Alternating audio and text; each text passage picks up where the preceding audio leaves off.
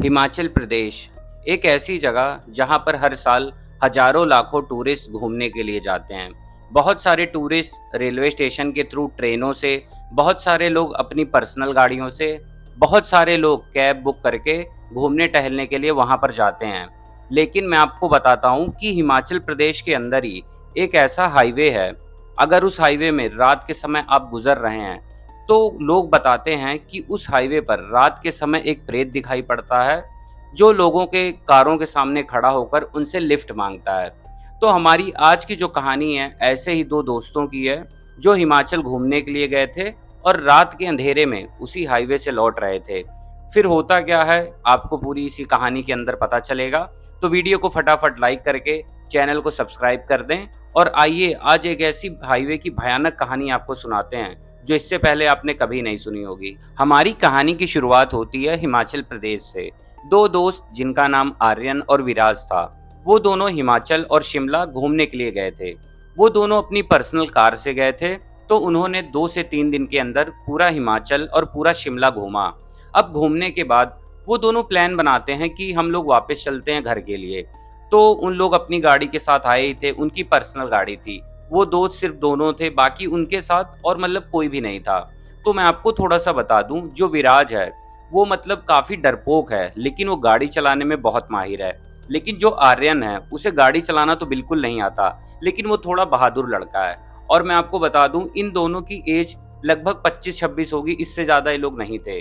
तो इन लोगों ने रात के समय हिमाचल के हाईवे से होते हुए अपने घर जाने का प्लान बनाया। तो ये लोग होटल से 10:30 से 11 के बीच रात में चेकआउट लेते हैं और अपनी गाड़ी उठाते हैं और निकल पड़ते हैं हाईवे से अपने घर के लिए। अब विराज और आर्यन दोनों अपनी गाड़ी से रात के अंधेरे में हाईवे से जा रहे थे, और इन दोनों को उस हाईवे की पूरी कहानी पता थी कि उस हाईवे पर रात के समय एक प्रेत खड़ा होता है जो लोगों से लिफ्ट मांगता है। क्योंकि गांव के लोगों से और जो होटल के लोग थे आपस में बातचीत किया करते थे, तो इन दोनों को आइडिया था कि इस हाईवे पर रात के अंधेरे में हमारे साथ भी कुछ ऐसा हो सकता है।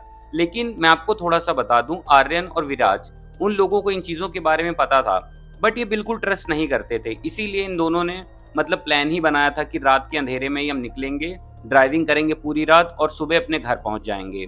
तो अब वो लोग हिमाचल हाईवे पर धीरे धीरे आगे बढ़ रहे थे, लेकिन इन लोगों को अब नहीं पता था कि अब जो हाईवे स्टार्ट होने वाला है वो वही हाईवे है जहां पर वो प्रेत लोगों से लिफ्ट मांगता है। अब रात के लगभग 1:30 बज रहे थे। आर्यन और विराज अपनी गाड़ी में धीरे धीरे आगे बढ़ रहे थे। वो देखते हैं कि ये पूरा का पूरा हाईवे सुनसान था। पैदल तो छोड़ो, बाइक से छोड़ो, कार से भी कोई आदमी रात के समय गुजर नहीं रहा था। लेकिन इन दोनों को इन सब चीजों पे ट्रस्ट नहीं था। ये दोनों आपस में बातें करते हुए अपनी कार से धीरे धीरे आगे बढ़ रहे थे। अब आपको मैं थोड़ा सा बता दूं, जो विराज था वो गाड़ी चला रहा था और आर्यन विराज की बगल वाली सीट पर बैठा था। तभी विराज आर्यन से बोलता है कि यार गाड़ी की एसी नहीं चल रही क्या, बहुत गर्मी हो रही है। तो जो आर्यन था वो विराज की तरफ देखता है और मुस्कुराते हुए कहता है कि गाड़ी की एसी तो चल रही है, लेकिन ये सुनसान रोड और इस हाईवे की भयानक और भूतिया जो कहानियां हैं उसके बारे में सोच सोचकर तुम्हारा बुरा हाल हो रहा है, इसलिए तुम्हारे पसीने छूट रहे हैं। तो ऐसे ही मतलब आर्यन विराज से मजाक कर रहा था, लेकिन कहीं ना कहीं अंदर ही अंदर विराज थोड़ा बहुत डर भी रहा था। अब ये दोनों दोस्त रात के अंधेरे में बातें करते हुए इतना मग्न थे कि कब उस भयानक हाईवे पर ये दोनों पहुंच गए इन्हें पता ही नहीं चला। ये धीरे धीरे अपने गाड़ी से आगे बढ़ रहे थे। तो जो हिमाचल की रोडें होती हैं वो काफी घुमावदार होती हैं, तो एक शार्प टर्न था। तो विराज ने गाड़ी चलाते हुए वो शार्प टर्न लिया। उसके बाद गाड़ी की हल्की रोशनी में इन दोनों को दिखाई पड़ता है कि थोड़ी सी ही दूर पर एक 40 से 45 साल की उम्र का एक आदमी है, जिसने मतलब एक फटे पुराने तो नहीं कह सकते बट एक ओल्ड टाइप के कपड़े पहने थे, जिन पे थोड़ी बहुत धूल मिट्टी जमी थी। और वो इनकी गाड़ी के सामने आकर अपने हाथों से मतलब लिफ्ट का इशारा कर रहा था। तो ये दोनों देखते हैं तो पहले हैरान हो जाते हैं। रात के 2-2:30 बज रहे थे, चारों तरफ भयानक अंधेरा था। आदमी तो छोड़िए, कोई ट्रक कार कुछ भी नहीं दिखाई पड़ रही थी। तो इन लोगों के दिमाग में आता है कि आखिर ये जो आदमी है रात के अंधेरे में इतनी सुनसान रोड पे आया कहां से। तभी विराज ने उस आदमी के पास ले जाकर अपनी कार रोक दी, लेकिन उन लोगों ने कार के गेट अभी नहीं खोले थे। तभी आर्यन बोलता है कि इतनी रात में ये आदमी कौन है। तो विराज बोलता है कि शायद यार कोई टूरिस्ट होगा, कहीं जा रहा होगा। उसके बाद आर्यन बोलता है कि लेकिन तुम्हें पता नहीं है, इस रोड पर रात के अंधेरे में कोई भी आदमी नहीं दिखता। तो विराज बोलता है कि अरे यार पागल जैसी बातें मत कर, ये आदमी कहीं जा रहा होगा या कोई टूरिस्ट है, इसकी बस या ट्रेन कुछ मिस हो गई होगी, तो ये रास्ते में खड़ा होकर लिफ्ट मांग रहा है, और लिफ्ट देना लोगों को पुण्य का काम है, चल हम दोनों इसे बिठा लेते हैं और जहाँ इसे जाना है छोड़ देंगे। तो आर्यन भी थोड़ा सा कन्विंस हो जाता है, कहता है चल ठीक है यार, रात का अंधेरा है, ये आदमी आखिर जाएगा ही कहाँ।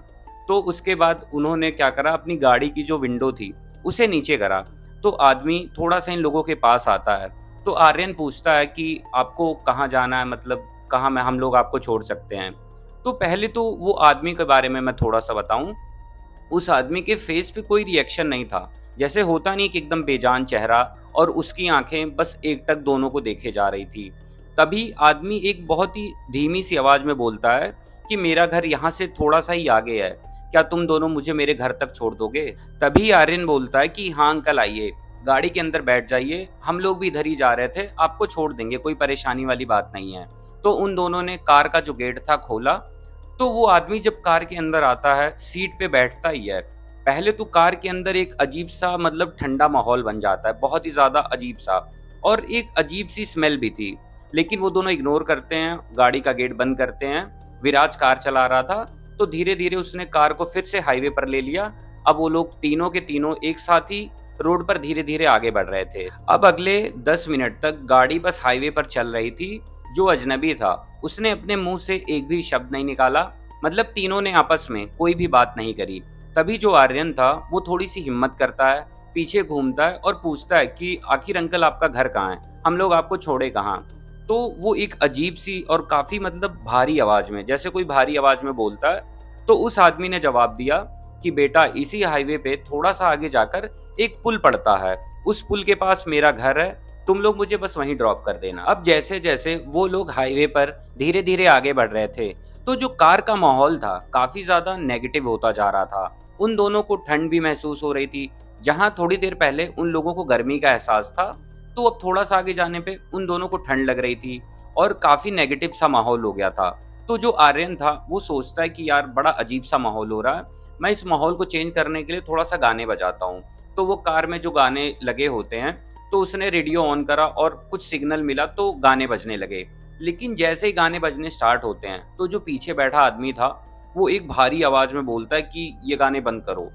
तो आर्यन पहले तो डर जाता है सुन के, लेकिन वो सोचता है कि यार क्या पता इसका मूड नहीं होगा या इसे गाने नहीं पसंद होंगे।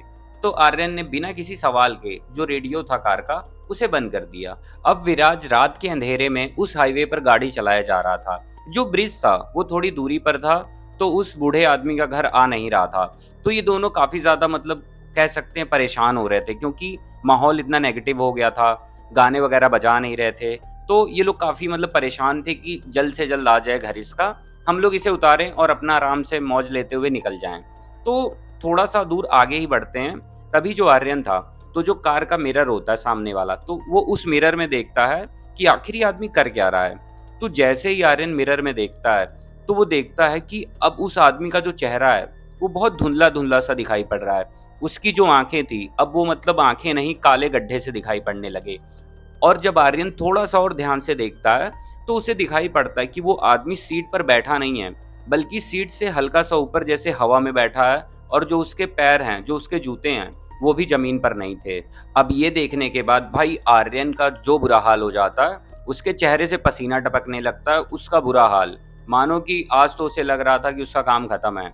लेकिन अब वो चिल्ला भी नहीं सकता, ना वो विराज को खुल के बता सकता था, क्योंकि विराज गाड़ी चला रहा था। अगर वो बताने की कोशिश करता, तो क्या पता ये पीछे हमारी गाड़ी में क्या चीज़ बैठी है हमें नुकसान न कर दे।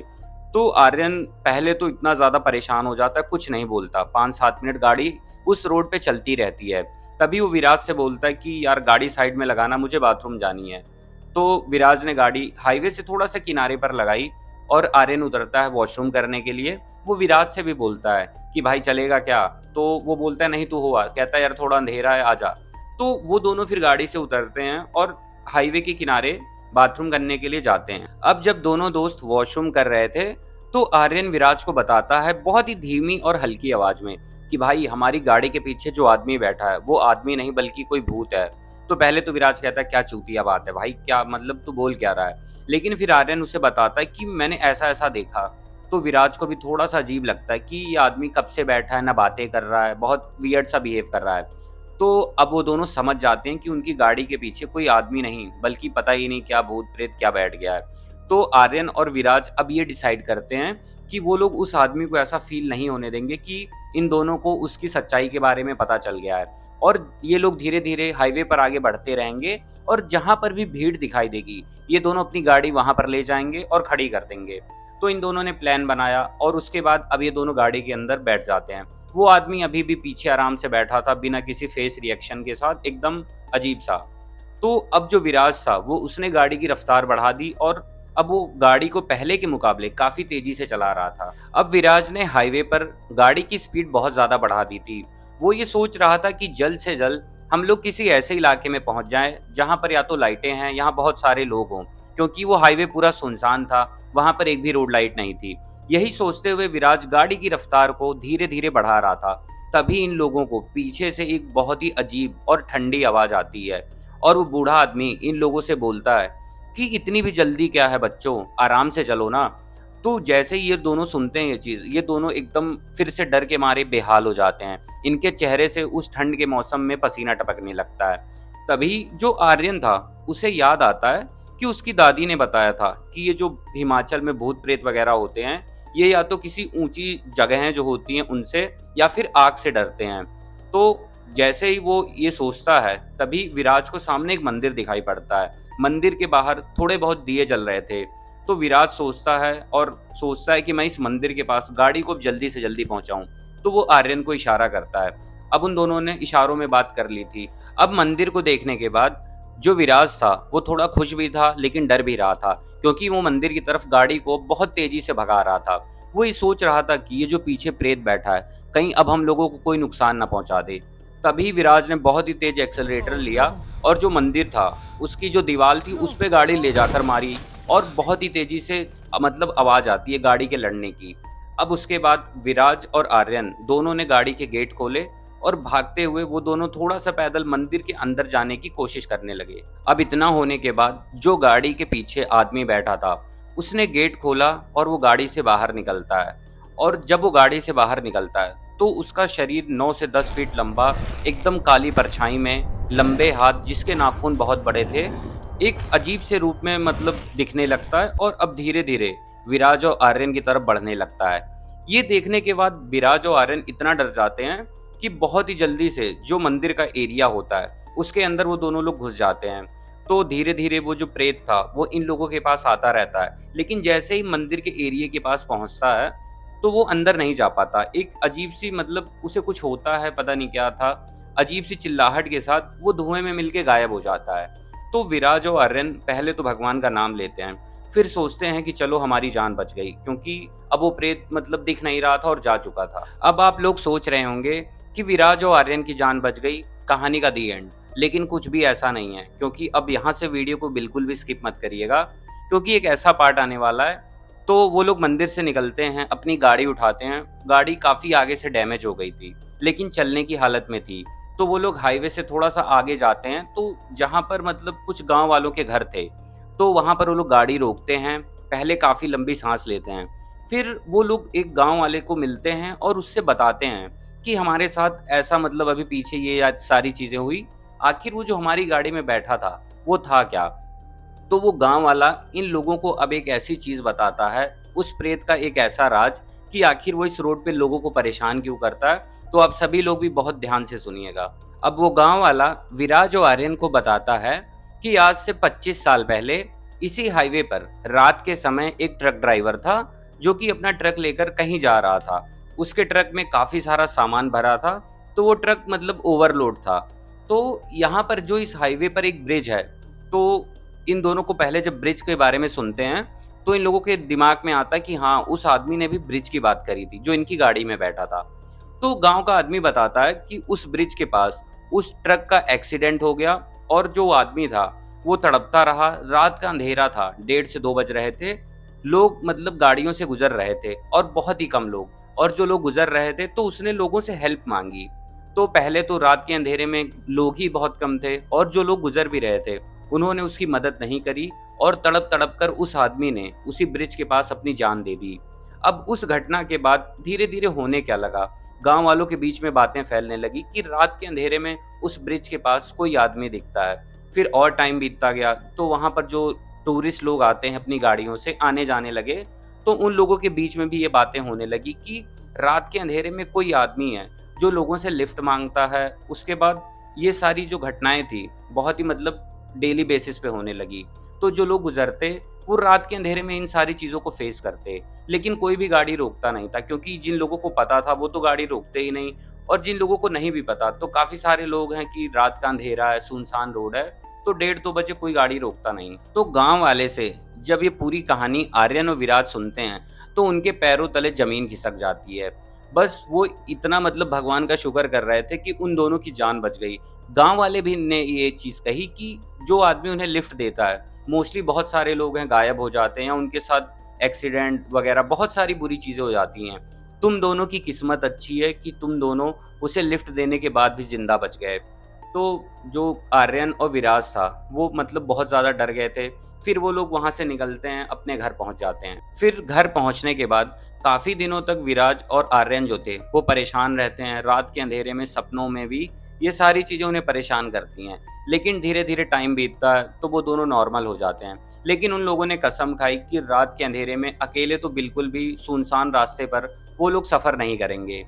तो आज का जो हमारा इंसिडेंट था, हिमाचल के जो हॉन्टेड हाईवे का, मैंने आप सभी लोगों को पूरा बताया। हमारे देश में ऐसे बहुत सारे हाईवेज़ हैं जो कि हॉन्टेड हैं। कई लोग मानते हैं क्योंकि उनके साथ कुछ चीज़ें हुई हैं। कई लोग इन चीज़ों को मज़ाक मानते हैं, तो कुछ लोग ट्रस्ट करते हैं, कुछ लोग ट्रस्ट नहीं करते। तो बस आज का जो ये वीडियो था पूरा, मैंने आप सभी लोगों को डिटेल में बता दिया। अगर आपको वीडियो अच्छी लगी हो तो लाइक करके चैनल को सब्सक्राइब कर दें, और ऐसी हॉरर वीडियोज़ आप सभी तक आती रहेंगी।